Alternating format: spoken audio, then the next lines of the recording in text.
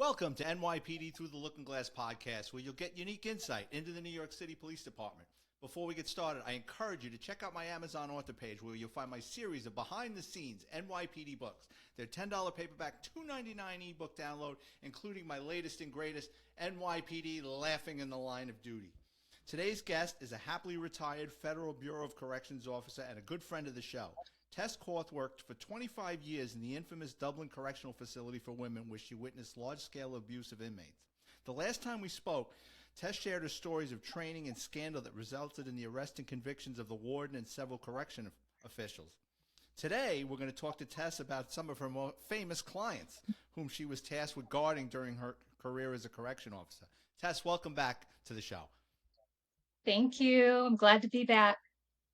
Oh, we're glad to have you.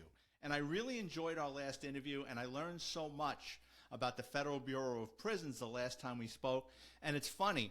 So I stopped recording, and I'm thanking you, and we're just chit-chatting, and you just nonchalantly say, yeah, and then there was the time I had to deal with the Unabomber, Ted Kaczynski, and I said, what? And you said, oh, yeah, he was up at Dublin for a short time, and I'm like, Tess, No big deal. why didn't you mention this earlier? And you said, well, you didn't ask me. And it brought back memories of when I do podcast interviews. Sometimes the same thing happens to me. I'll be on a podcast. I'll talk for 45 minutes, an hour at length about my career. I'll get off camera, and then the host will say something about, were you at 9/11? I'm like, oh, yeah. Oh, why didn't you say that? And the same thing. We take for granted the things that we see and do in our law enforcement careers that the average person doesn't. It's really not a Yeah. big deal to us. And then when someone asks us, it's like, well, why didn't you mention it in the first place? Yeah. That So happens a lot when I'm watching Snapped. When I'm watching all those channels, I'm like, oh yeah, she was on my caseload. That's my inmate. Yeah, I had her too. And my kids are like, what? She did that. And it's like, okay, well, she was in prison. Yeah. It's like most of the females on TV on the true crime things I know. I'm like, oh yeah, yeah, her. So it's funny. so you're sitting there with your family and watching one of these television shows, and and your daughters are shocked that mom had to watch Yeah. these people. Yeah, I'm like, hello, I worked in a prison. What do you think they were in for?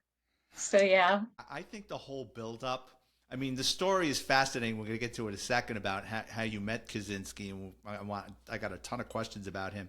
But the buildup to how you rubbed elbows with him before you actually met him in prison. If you could go into that about everything from the caravan of police vehicles bringing him to the facility that you had no idea what this was about, or when you were working in the Bay Area and one of his mhm. explosive devices went off near you. So I grew up in the Bay Area, which is where a lot of the stuff from the Unabomber would happen. And he went to UC Berkeley and was a professor there. And so as I grew up, there was always that picture, with him in a hood and the sunglasses and wanted, and he was always in the news. So to me growing up, he was like The mm, boogeyman. like not a folklore, or not, I don't even know what to say, but he was always like in the back of your mind. He was always kind of like a scary dude that he just was like kind of like a ghost. And so just growing up, it just always was there. And when I went to college, I was up in Sacramento and doing temp jobs and stuff like that when I was in college. And one of the jobs that I worked for was the agribusiness job it was part of Dow Chemical. And I was working one day, it was in a business office close to downtown Sacramento. And part of my job was to like open the mail and all that kind of thing. And we always were worried about the Unabomber and stuff. And one afternoon, we heard something, and the Unabomber had sent a bomb to one of the businesses in downtown Sacramento. And that was the one, I believe, that the guy got killed. And we could see it from our office building. You can see the building down the street where the explosion was and see all that stuff happening and all the law enforcement, everything. So, it's another reason to be creeped out about this guy. He still had not been caught for a while after that. So when I started the Bureau of Prisons, I'd worked there just a couple of years. I mean, I was still a rookie and I was working as an officer, and it was my weekend. I just got off work, so I was going to go back up to Sacramento to see my boyfriend.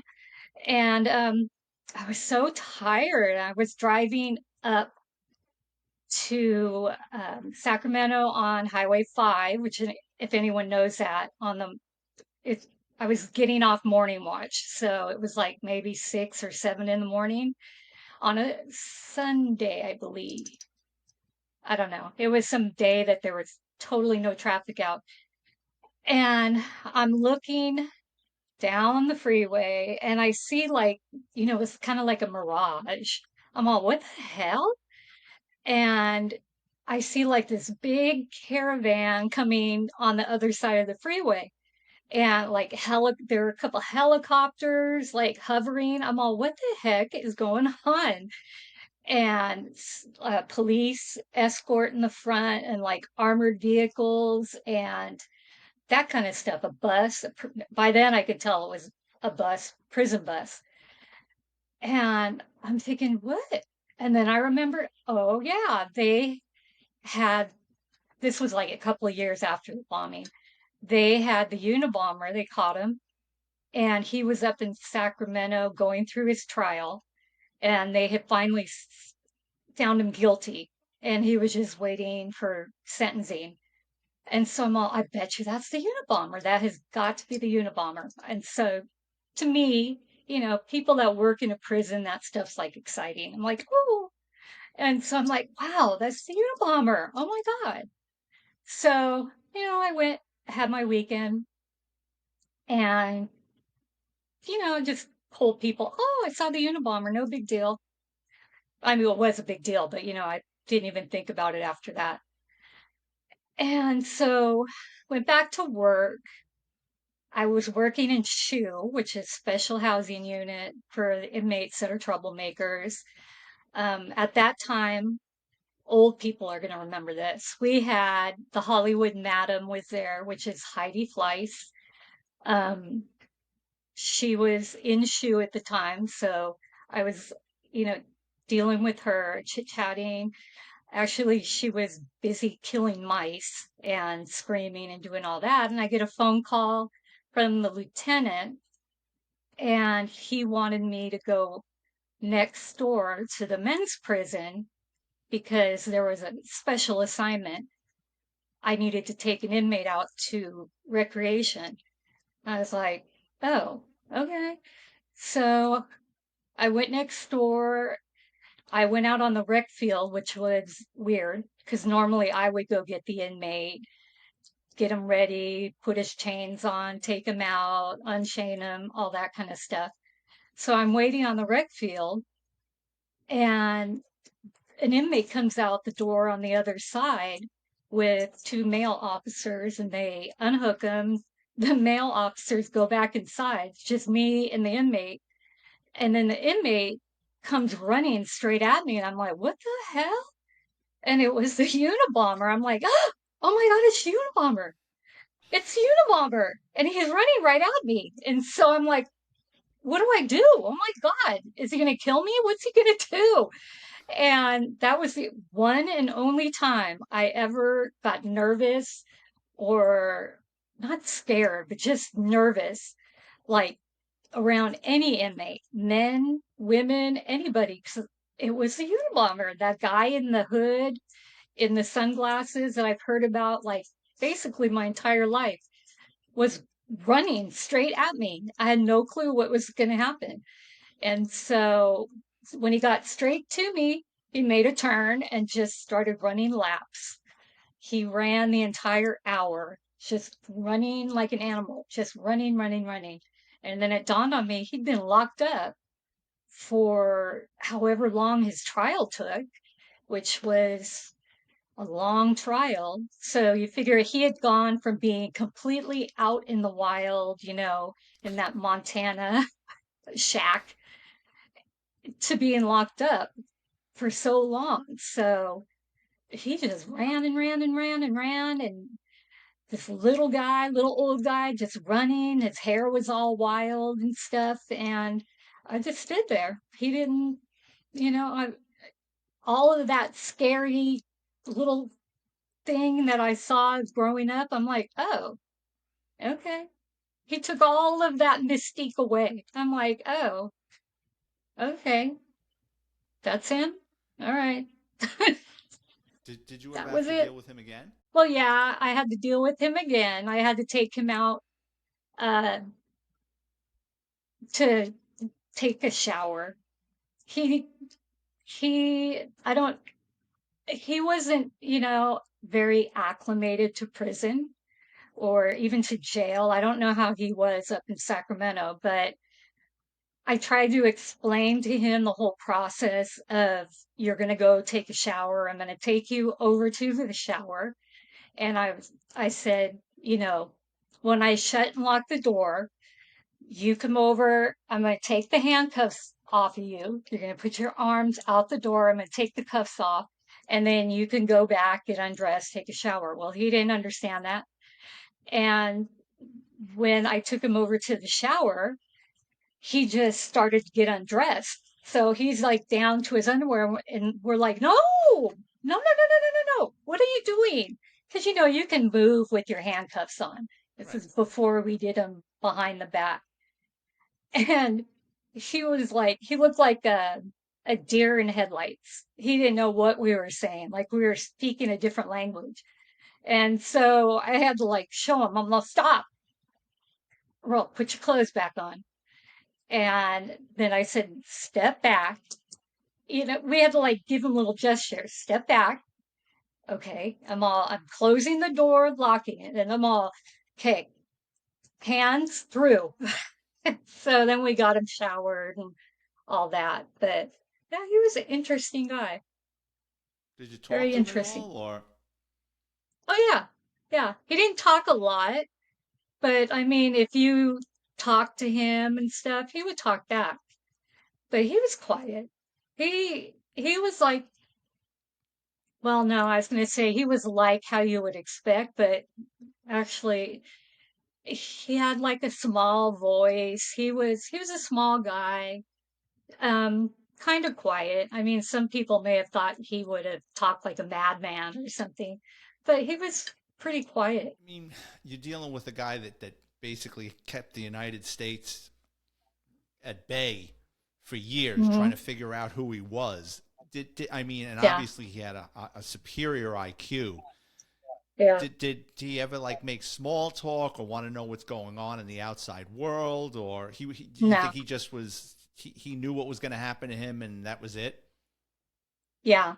He had a lot of legal work, tons of legal work in his room. So he basically was working on his legal stuff a lot of times.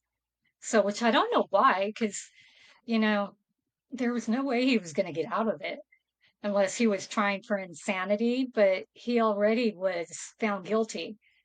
But I just remember he had tons and boxes and boxes and boxes of legal work in his room. Probably in So the back of his mind, he thought he had a shot of an appeal. maybe, but and I shouldn't have, but when I heard he killed himself, I was like, oh, Did he kill it, himself, or I thought he died of he natural killed causes? himself. Mm-mm. Oh, That's what they said. He killed himself. oh, I didn't know that. I Okay. Yeah. It made me a little sad because I'm like, oh, that whole thing is done. All of that, and he killed himself. So just maybe a little sad. Did you ever We're watch? jacked up like that. We get No, I jacked up know. like that. We tend to get a little attached to the people, that come through. Just a little. Did you ever watch the Netflix series, The Unabomber, in his own words? Mm-mm. It's No. fascinating. It's a reporter. sat down with him over months, and she would come visit him and record their conversations. And he Uh-huh. basically went into his whole life about how, he was an outcast, and supposedly he was involved with a CIA experiment where they were testing drugs on him, and he wanted Mhm. nothing to do with society. And then, he moved out to that cabin, and the people that owned the property next to him had a sawmill or wood mill, and he hated it. And even like a plane flying, the one or two planes that flew over Oh. occasionally just drove him nuts. And he just Uh-huh. felt compelled to go after Oh. technology. Wow. Yeah. Did I he get didn't a do a lot of? lot of Did deep talking. I he didn't didn't do do a much lot of deep deep? conversations with him. Are there protocols for a guy like him, or we're going to get into some of the more notorious ones in a minute? Are there protocols for somebody like him where they think he's an escape attempt, or he could Oh really yeah. do some damage if he got his hands on chemicals? Or, I mean, Oh yeah. Yeah. Well, look at all the security they use moving him.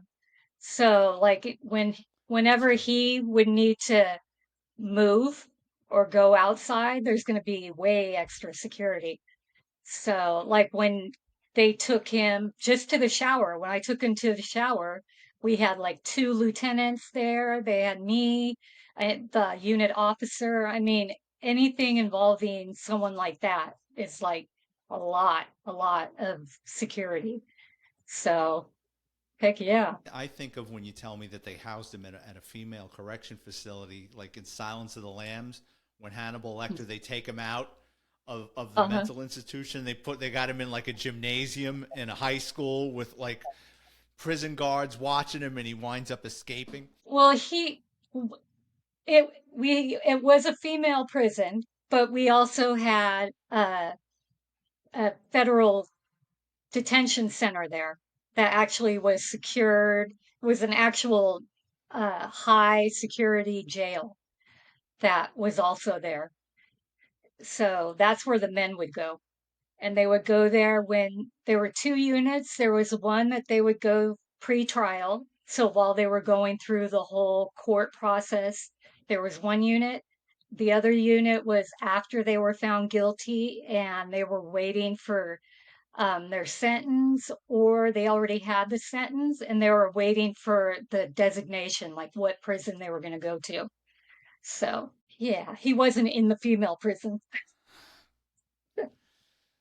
So you were sad to see him go. Yeah, I wasn't sad to see him go, but it was sad that he killed himself. And I know they kept that hush hush, Not especially anymore. after the Epstein one. Yeah, I didn't know that. I got to look into Yeah, that. they. And Oh you were yeah. telling me about another high profile male inmate, Chow the Shrimp King.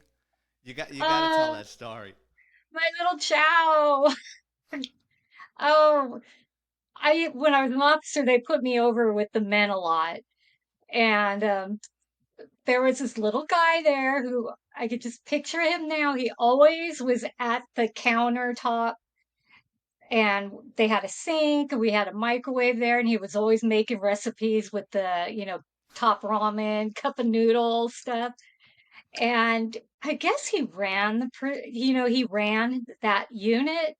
It was the he was in J2. So he was waiting for designation, but that couldn't be right. I don't know, maybe he was waiting for an appeal or something, but he was in J2 and he always was very friendly. He did anything that you asked. He just seemed really young. I always thought he was like a teenager or something. And he was, hey, Miss Korth. And, even when we were running, I mean, he hadn't seen me for years. I was like a case manager next door by then. And I can remember we all ran to a body alarm over at the jail because, like, there was a big fight over a basketball game on the rec field.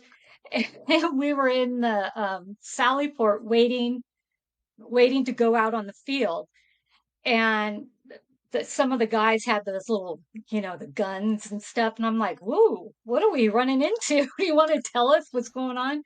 And we went out on the field, and he was out there standing. He's like, hey, Miss Korth.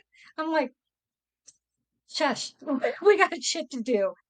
And so he was always really friendly. And well, years later, I saw on TV, there was like a special because some big political guy in San Francisco was going to prison for corruption because that little Chow, apparently his name is known as the Shrimp King, and he ran San Francisco and all of the Chinese gangs. And he was serving a life sentence for a bunch of hits that he put out on murdered people. And he was like a big to do. And I'm like, it's little show. So I'm sending it to other people that watched him, and they're like, "That's Chow," and it was so hard to believe. But I'm like, you know what? Never put me on the stand to testify about any people that we watched because they were like completely different in prison, completely different than when the stuff that they're in prison for. I don't ever read deep into what they're in there for because I just skim it. Well, when I worked there are certain things that I had to look for, for programming and, if they were a sex offender, stuff like that. But I didn't want to know all the deep details because I had to treat them all the same. And one time I did have to read a case about a female sex offender. And I did treat her different the entire time I was there because it was so nasty. I was like, bitch, you don't get anything. Sorry. And I don't know. Um, she was the photographer for pictures. I'm like, I got her taken off of that. I'm like, that she's not getting a camera. She's never going to touch a camera in her life again. They were going to let her in Kids Day. I said, she's not going to Kids Day. I don't care if she Wow. has kids. She's not going to be around anybody else's kids. I mean, I did treat that one different. I was like, never, ever. So that's why I don't read stuff. But Clouds your judgment.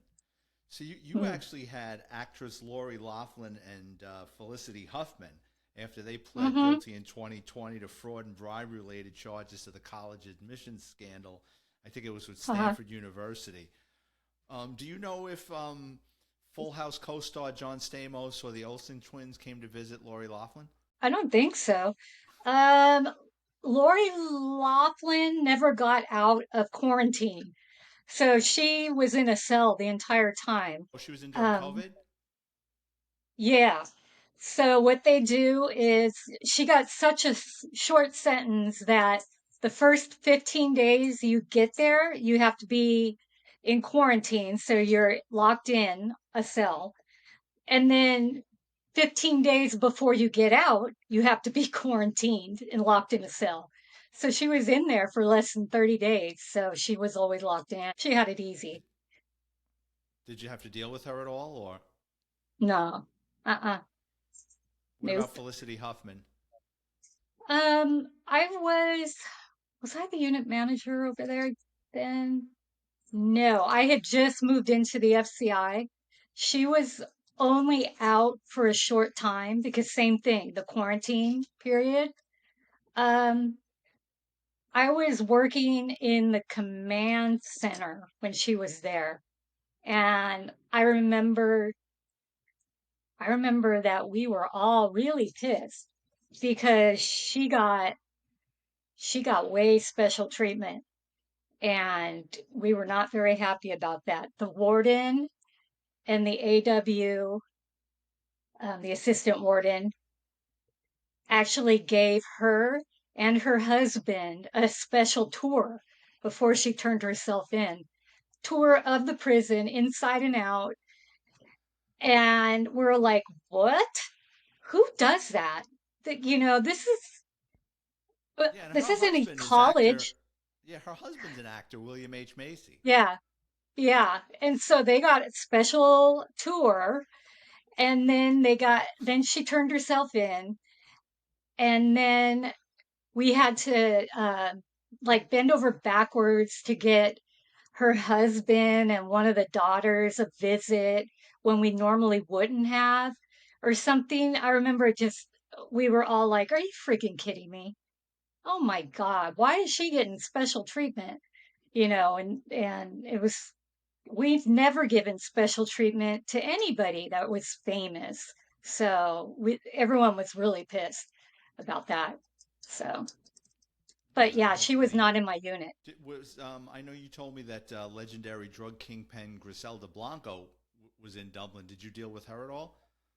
Uh-huh. She was on my caseload a long time ago. Like when I first started my like when I first was on as a case manager, long time ago. And then she got out. I don't even remember when she got out. But yeah, yeah, she was in there. She was one that, the women, even if they're like in different gangs, um, different cartels, they all come together as in like a big family and take care of each other and cook and have like big meals. And it's just funny how they are. And sh- um, was she an AB unit? Yeah, because I was an AB unit. She was one of the older ones, so she would cook. She would be the one that liked to make the big meals and stuff. Of course, people were probably giving her their food, their commissary, so she could make all that stuff. But yeah, there again, no problem that I knew of. Now, I'm sure she was running some game, but you know, as long as she was keeping that shit quiet in the unit, I'm fine. Another famous lady badass that you were tasked to watch was Weather Underground and Black Liberation Army member Marylin Jean Buck. And for those of you who've never heard of this woman, I encourage you to check out my interview with retired NYPD Joint Terrorist Task Force Lieutenant Kevin Hanlon, who actually captured her in 1985.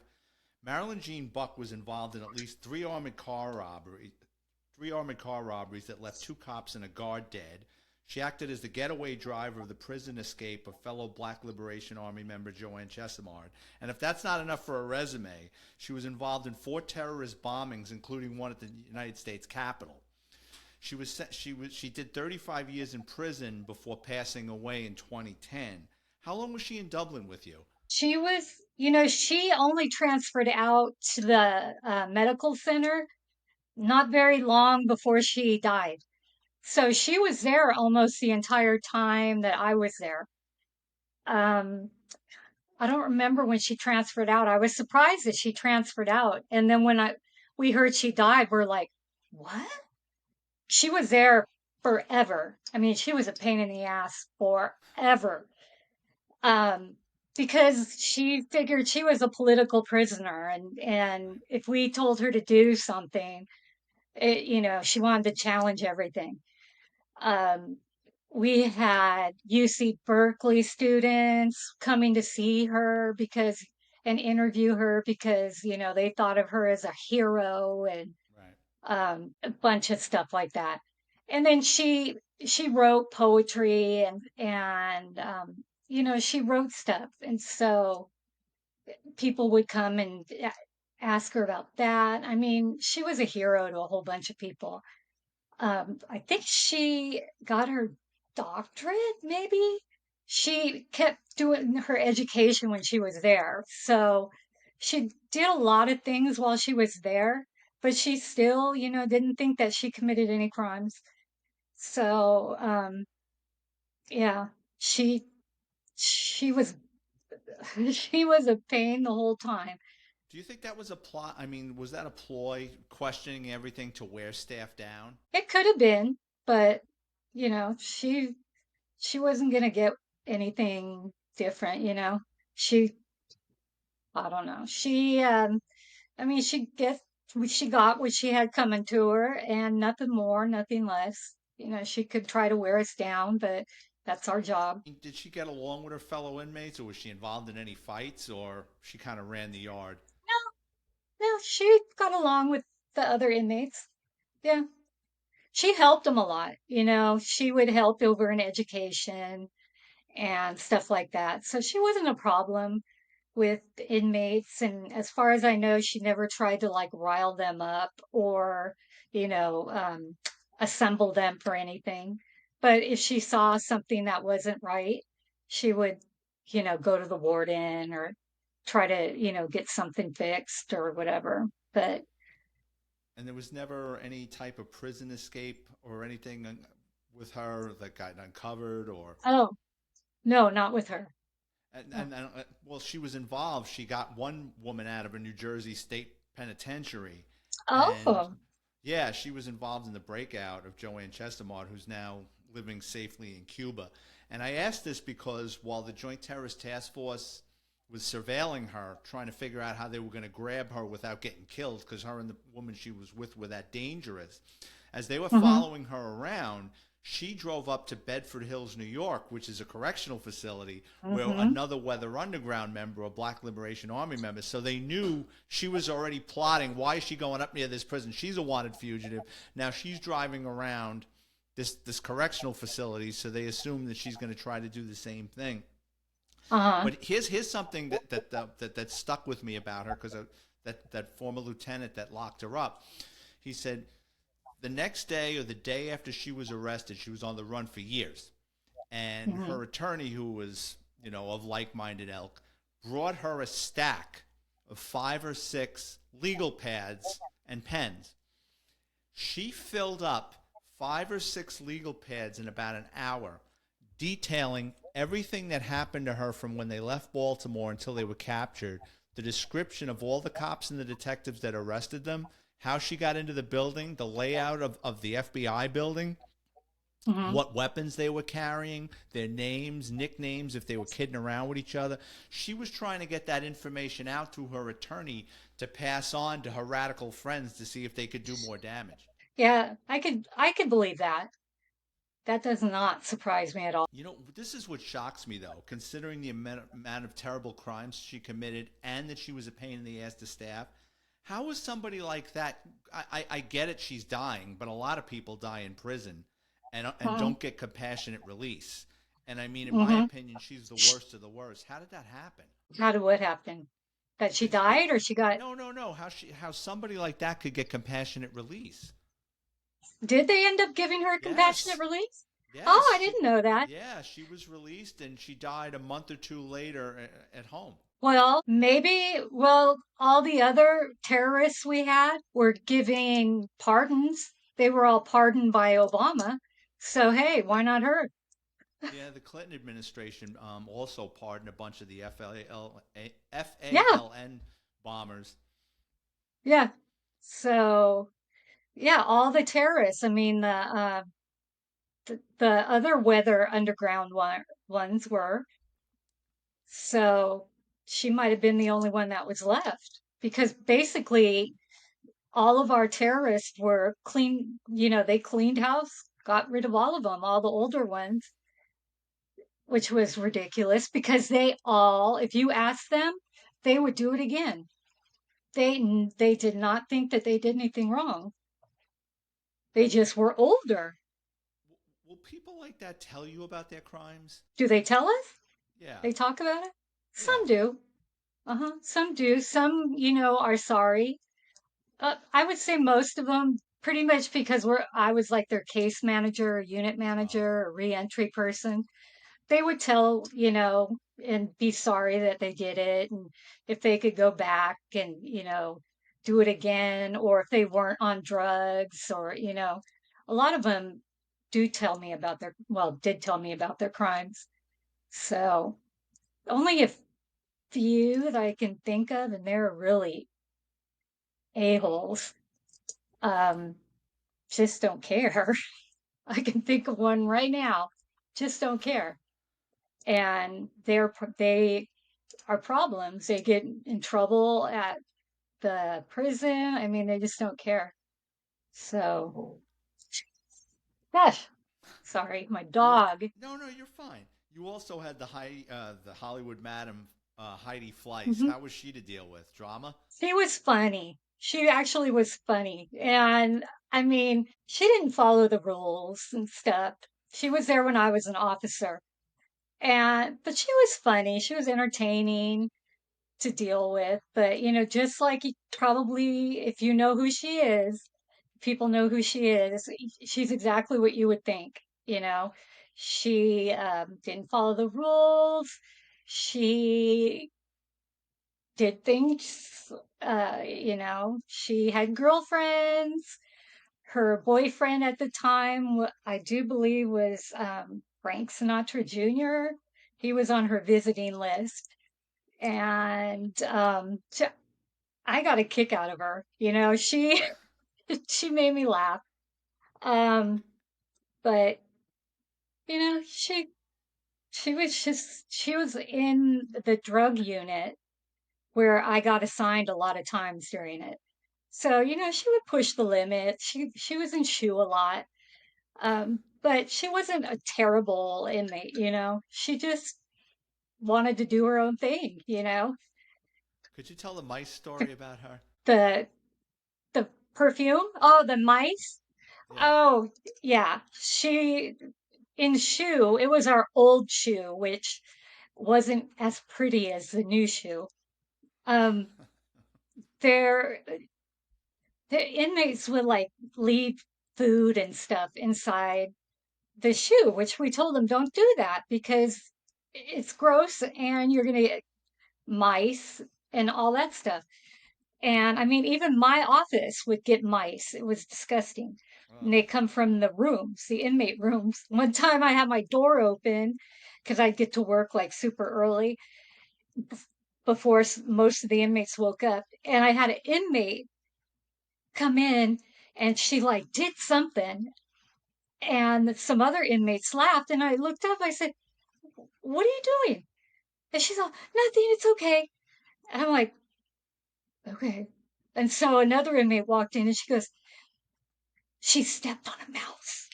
You had a mouse in your office." I'm all, "What?"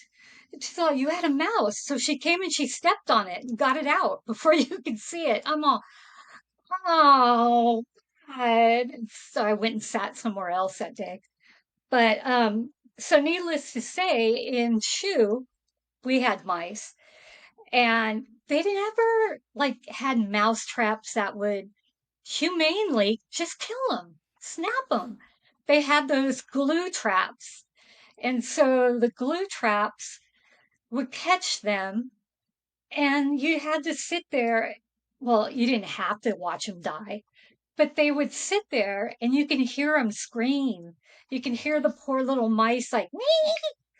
And one day, the day that I went to the Unabomber, um, that's what Heidi Fleiss was screaming about, was that there was a little baby mouse that was on a glue trap screaming.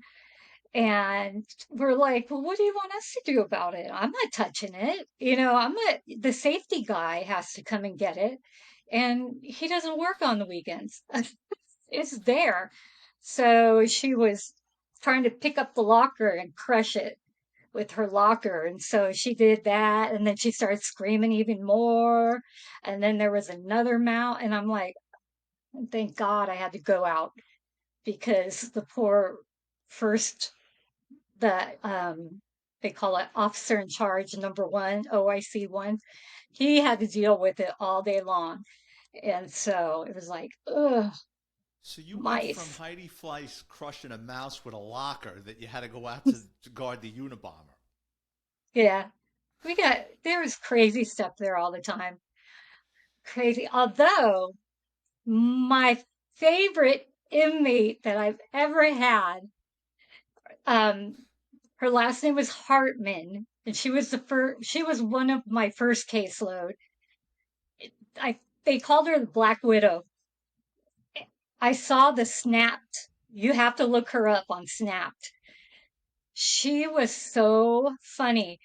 And, she always was full of drama. But I saw her thing on Snapped. Oh my God. It shows that she used to go out, and she was from Chicago or something, and she married some like sugar daddy, something like that. But she would go out like in fur, her long fur coat, nothing at all, and her boyfriend's convertible and just go fire her gun off because she felt like it. And it was like, oh my goodness. When she was younger, but I had her when she was older. She still was full of drama when she was older, too. But I had some interesting people. I had some interesting people. Well, this But interesting watch the person. snapped on her. Oh no, I definitely will. But another interesting person that you had to watch was Stella Nickell. Now, Stella Nickell was Uh-huh. convicted of poisoning her husband and another woman with Excedrin laced with cyanide. Now, apparently, as per Wikipedia, she and her late husband were heavy drinkers, and her husband didn't want to drink anymore, so he went to rehab. And then he wouldn't go with her to the bars, and she didn't find him Yeah. fun anymore. So she comes Yeah. up with this idea. She takes out a couple of life insurance policies on them, under $100,000, might I add, and she does the whole thing of lacing Excedrin with cyanide, and she does it in a couple of boxes because she figures she doesn't want to just have it happen to him. So the husband dies, and she gets away with it. And she, the coroner writes it off as natural causes, and they bury him. Then this poor woman, I think her name was Susan Snow, her last name is Snow. She unfortunately perished because of this woman, Stella Nickell. And now there's an investigation. Well, then Nickell comes forward and says, yeah, my husband was taking Excedrin too. And then she goes and sues Excedrin. And that, had she not said a word, she would have gotten away with it because it was written off as natural causes. I don't even think Excedrin was brought up in the autopsy report. When she went to the police and brought them that Excedrin bottle and then started suing, now you're screwing with big business. They're going to start really looking into what happened. And the way they caught her was she had an aquarium, and she used the same device to crush the Excedrin or the cyanide with something from the pool, something that wound up in the fish tank, like some kind of algae. And that was linked to both capsules, the capsule in the woman's house that perished and her husband. They were ultimately able to convict her. So I gotta ask, because she seemed like quite the partier, was she ever busted like making hooch or pruno in prison? No, no. But by the time I got there, even in 1997 when I started, she was old. She was an older lady. At least she looked old. She always, she always came and talked to me all the time. She just was like mellow. She, the older inmates did not like the young ones coming in. It's just like, you know, how the Gen Xers don't like the Gen Z and stuff. That's how the older inmates were. And so she would come and talk to me about the stuff that they did and just, just talk because I don't know. I mean, a lot of the inmates would just come talk to me. And she was one of them. And she just was mellow. And, you know, at I don't the know. I time that saw her I, photo. I saw her photo uh, online. She looked like one tough muffin. oh yeah, she could be. Because when I was watching the snapped on her, she looked like a bar mama. She looked like, she would go Yeah. whoop ass in bars. But that's not what she looks like now. Um, so at the time, at the time I have these people, I mean, I have them in the same unit at the same time. So, I mean, all these characters and stuff, they're all in the same place at the same time. So she was pretty mellow. I mean, she would go to work. She worked in Unicor. Um, They didn't let her work in the so she, kitchen, I hope. no, no, no. She worked where, the call center. And when I first started there, they worked with mattresses and, in the factories. That's where she wanted to just be away from people, do her time, and that's it. So, she was easygoing. She was just easygoing and did her thing. And she, another one that was like that was Sarah Jane Moore. And she was there for trying to assassinate Gerald Ford. Yeah, I President was going to ask you Johnson. that because you had two female assassins that try to hit former President Gerald Ford. You had Sarah Jane Moore Oh, and Squeaky Ford. Fromme. Why do I keep saying Johnson? Who? Oh, I Squeaky had her Fromme and who else? and Yes. Sarah Jane But Moore. she was, yeah, but she was gone when I didn't have her. Rome, but she was already gone when I got there. But yeah, more. And they didn't do parole anymore. Right. They did probation, no more parole, except for only a few of the inmates were still on old law, and she was one of them. Sarah Jane Moore. And because I was her case manager, I had to sit through a parole hearing. And it was because her case is so old, they had to like pretend like it was brand new. They did the entire thing. And so I heard, like the whole thing, that like the whole entire case. And the judge asked her, do you have any remorse? Would you do it again? And she said, she didn't have any remorse or anything. And it was like, couldn't you lie Wow. or something? But Wow. probably she knew they weren't going to let her out anyway until he died. So she is now out because he's Yeah, died. I saw that. But when I was sitting there, I'm like, dang, I would have been like, yeah, sure. But yeah, Talk about committed to mhm, the cause. yeah, you really are committed to it. But Now yeah, you also told me that you had a guard cartel kingpin wives that were incarcerated at Dublin. yeah, hmm How were they to deal yeah. with? They were they were fine. They were good. We have even their lieutenants. The most recent, back in the day it was Colombian. Now it's the Mexican cartel. So, and I'm getting old. See, retirement is making me dumb. Aren't we Because I don't all? use my brain. Um, what the hell? What's the guy's name now? El Can't Chapo? remember. Yes, we have his people in there now. But back in the day, it was the original guy that I can't think of. Pablo Escobar? Yeah, him. We had his girls in there, but now we have the other ones. They're fine. Well, with their money, They're with the access of money and attorneys that they have, are they always trying to smuggle in contraband? they probably are. They probably are. And SIS should be catching that stuff, but they can't even catch officers screwing the inmates right in front of them. So, I mean, it's not like they do a lot of work. But yeah, if they do what they're supposed to do, they can track down um, the deposits, money being sent in to the same people from the same people on the outside throughout the prison system. There's a way to do that and then connect it. And, it's all coming in for drugs and stuff like that. Those people don't get a lot of visits. So, you know, it's usually paying off staff, And they have the or money to it's do it. money. Yeah. Yeah. So there's plenty of dirty staff. I believe it. So before we Mhm. close out, give me your top most three difficult, high profile inmates at Dublin. This one is probably not very high profile, but she was because she was in the paper and stuff. Um, and I cannot remember her name. She was at the camp when I was doing case manager at the camp. And it was the chick that tried to say, oh no, no, no, no, not her. But it was the same time.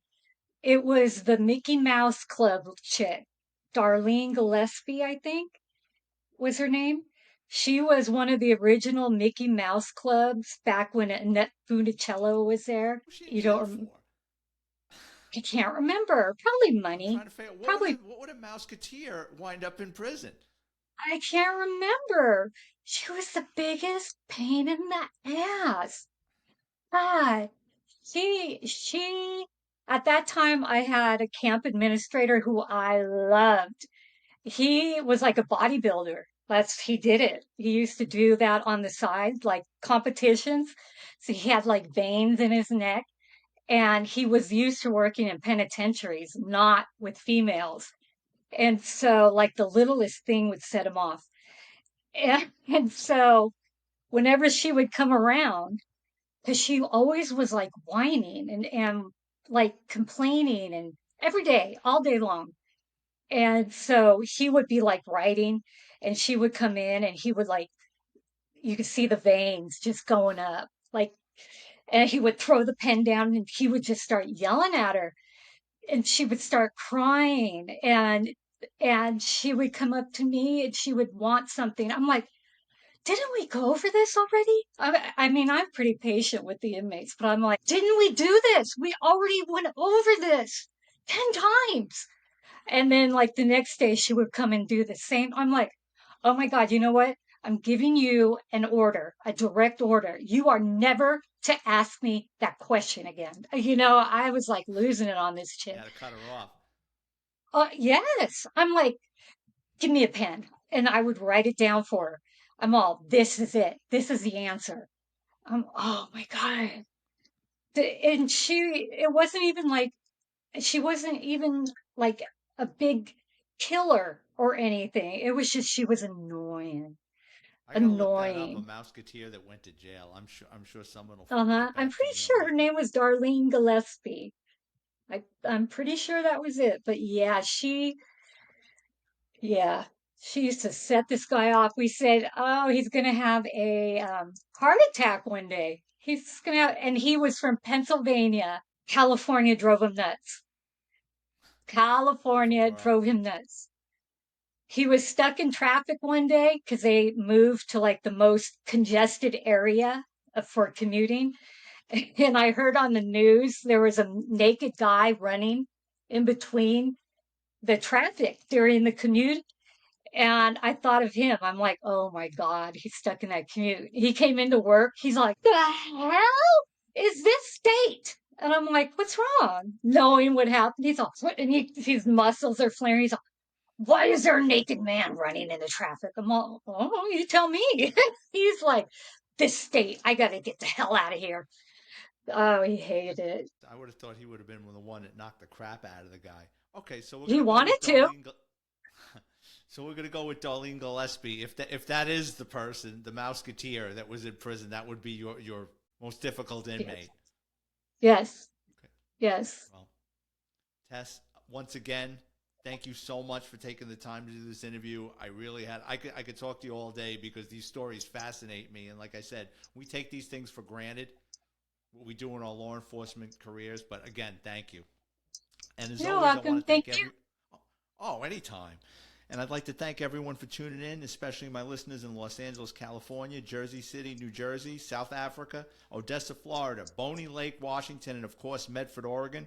If you work in law enforcement or have an interesting criminal background and would like to be a guest on the show, please drop me a note on Twitter or Instagram at VicFerrari50. If you enjoy the content, check out my Amazon author page. Type in my name, Vic Ferrari, like the car, where you can preview all my books for free. Thank you again, and I'll see you next week.